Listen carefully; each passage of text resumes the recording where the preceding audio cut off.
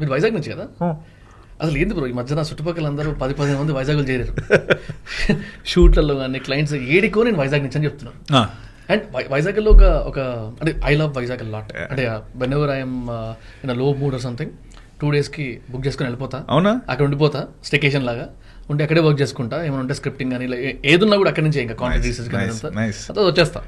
కానీ ఈ వైజాగ్ కమ్యూనిటీ ఒక డిఫరెంట్ కమ్యూనిటీ, అది క్రేజీ కమ్యూనిటీ ఒక రకంగా. అసలు నేను మా సినిమాటోగ్రఫర్స్ ఇద్దరు ఉన్నారుగా, వీళ్ళిద్దరు తిట్టుకుంటుంటే అరే కొట్లాడుకుంటారా వీళ్ళు, కొద్దిగా అయితే పెంట్ అయిపోద్దేమో, మాట్లాడితే పంచులు, మాట్లాడితే ఒకరి మీద ఒకరు వేసుకోవడమే, అసలు అది కల్ట్లా ఉంటుంది. అది ఐ థింక్ అది వైజాగ్ బ్లడ్లోనే ఉంది.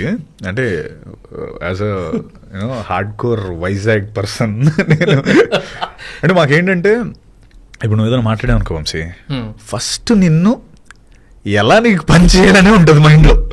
ఇప్పుడు ఏదో అన్నావు అనుకో, మాకు అదొక సరదా అంతే. అంటే లైక్ ఆ ఎటకారం అన్నది ఇన్బిల్ట్ ఎనీ వైజాగ్ ఎట్. ఇప్పుడు నేను ఇందాక వచ్చినప్పుడు సరదాగా ఏదో జోగేసా, దానికి కొంతమంది నవ్వలేదు, ఒకడు మాత్రం నవ్వాడు, నేను మీది వైజాగ్, అవును వైజాగ్ అన్నాడు.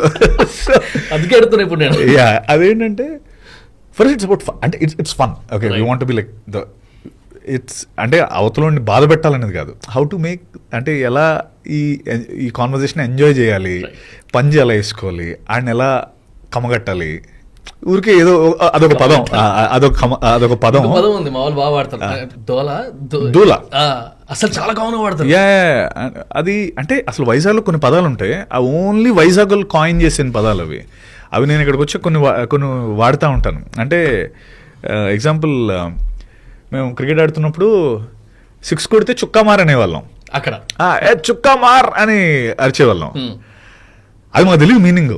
అది మేము చుక్కామార్ అని ఎందుకు పెట్టుకున్నాం అంటే ఆడు కొట్టిన బాల్ చుక్కల్లోకి వెళ్ళిపోయింది, చుక్కామార్ అని అనుకున్నాం. తర్వాత తెలిసింది చౌకామార్ అని.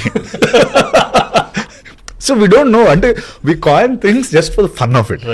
And Vizag guys I will అంటే ఏదో వైజాగ్ కాదు కానీ సూపర్ కూల్. అండ్ అంటే నువ్వు అన్నట్టు మాట్లాడుకున్నప్పుడు తిట్టుకున్నట్టు ఉంటుంది, అంటే ఒకడినొకడు లైక్ సర్కాజం చాలా ఎక్కువ ఉంటుంది.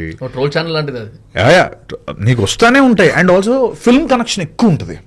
అంటే మాట్లాడే ప్రతి దాంట్లో ఫిల్మ్ రిలేటెడ్ డైలాగ్ వేస్తాం. కల్చర్ అంటే కల్చరల్. అంటే ఇప్పుడు నువ్వు వేసే దాంట్లో నేను ఏదో బ్రహ్మానందం గారి డైలాగో లేదా అన్నయ్య చిరంజీవి గారి డైలాగో మాట్లాడుతున్న సందర్భాన్ని అవసరం బట్టి ఆ డైలాగ్ వచ్చేస్తే ఆ డైలాగ్ వేస్తాం. వేసేసి అంటే అదే ముసలోడే కానీ మహానుభావుడు something you know, it's a flow, it's a flow, you know, flow state. దాన్ని బట్టి